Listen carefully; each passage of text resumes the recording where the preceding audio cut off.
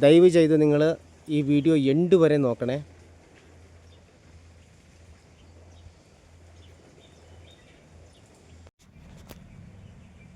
Hi hello friends, how are you? ಹೇಗಿದ್ದೀರಾ? ಚೆನ್ನಾಗಿದ್ದೀರಾ ಅಂತ ಬಯಸ್ತೀನಿ.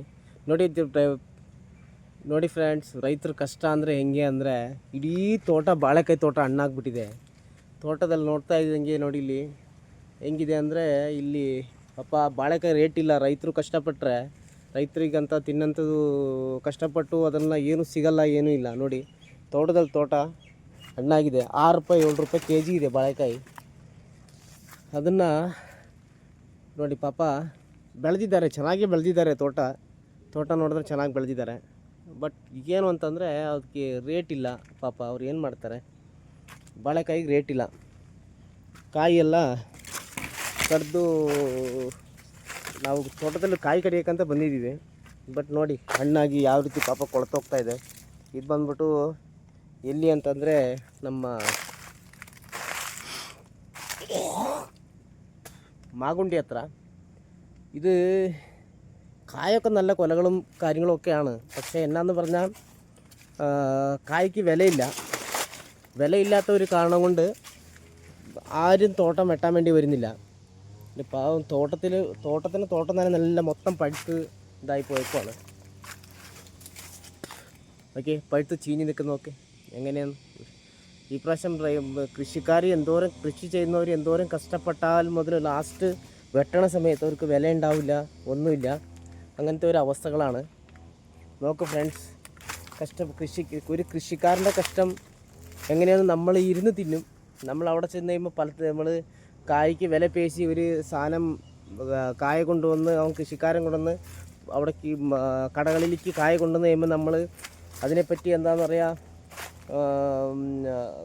കായ്ക്ക് അങ്ങനെയാണ് ഇങ്ങനെയാണ്, കായ് വിലയില്ല, കായ് വണ്ണമില്ല, കായ് ഇതാന്നൊക്കെ പറയും. പക്ഷെ പാവം കൃഷിക്കാരൻ എന്തോരം പൈസ ചിലവ് ചെയ്ത് അവൻ കൃഷി ചെയ്തിട്ട് അവന് ഒരു ലാസ്റ്റ് മൊമെൻറ്റിൽ ഒന്നും കിട്ടാണ്ടിരിക്കും. ആ കൃഷിക്കാരൻ്റെ അവസ്ഥ എന്തായിരിക്കും ഫ്രണ്ട്സ്, നിങ്ങൾ തന്നെ ആലോചിച്ച് നോക്കൂ.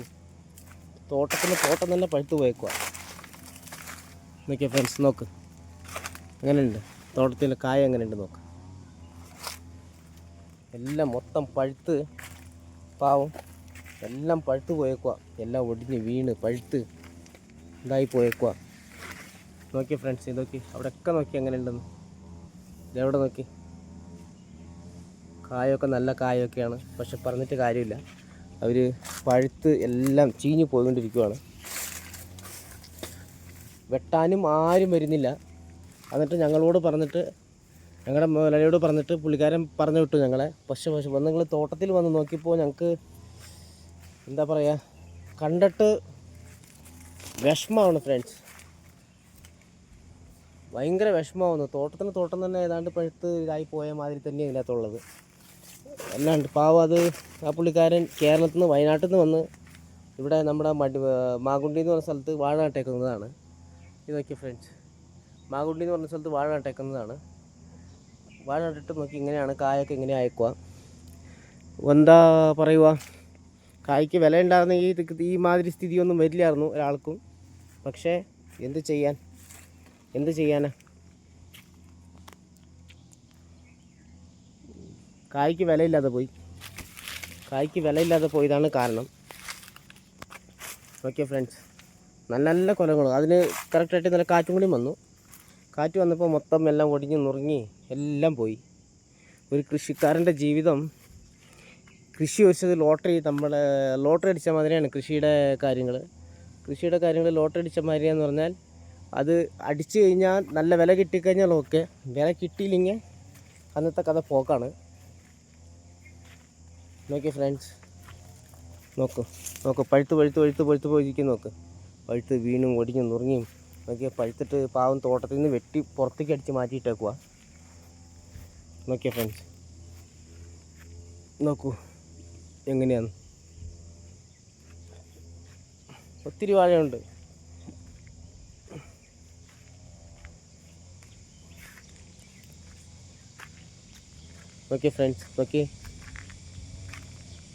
ഫ്രണ്ട്സ്, വീഡിയോ ഷെയർ ചെയ്യുക, സബ്സ്ക്രൈബ് ചെയ്യുക. പിന്നെ എല്ലാം ലൈക്ക് ചെയ്യുക. എൻ്റെ വോയിസ് ഓവർ ശരിയില്ലെങ്കിൽ ക്ഷമിക്കണേ. വോയിസ് എന്നെക്കൊണ്ട് പറ്റുന്ന വോയിസല്ലേ എനിക്ക് ചെയ്യാൻ പറ്റത്തുള്ളൂ. ഞാനൊരു വോയിസ് ഓവർ ചെയ്തിട്ടുണ്ട്. വോയിസ് ഓവർ എന്തെങ്കിലും തെറ്റായിട്ടുണ്ടെങ്കിൽ ദയവ് ഇത് ക്ഷമിക്കൂ. ഇവിടെ ഇച്ചിരി കുഴപ്പമില്ലയെന്ന് തോന്നുന്നു. ഇവിടെയും പഴുത്തിരിക്കുക, പാവം ഫുള്ള് പഴുത്ത് പോയിക്കുക. ഏതോ ഒരു സ്ഥലത്ത് പാട്ടത്തിനാണ് പുള്ളിക്കാരൻ നട്ടേക്കുന്നത്. അത് നമ്മുടെ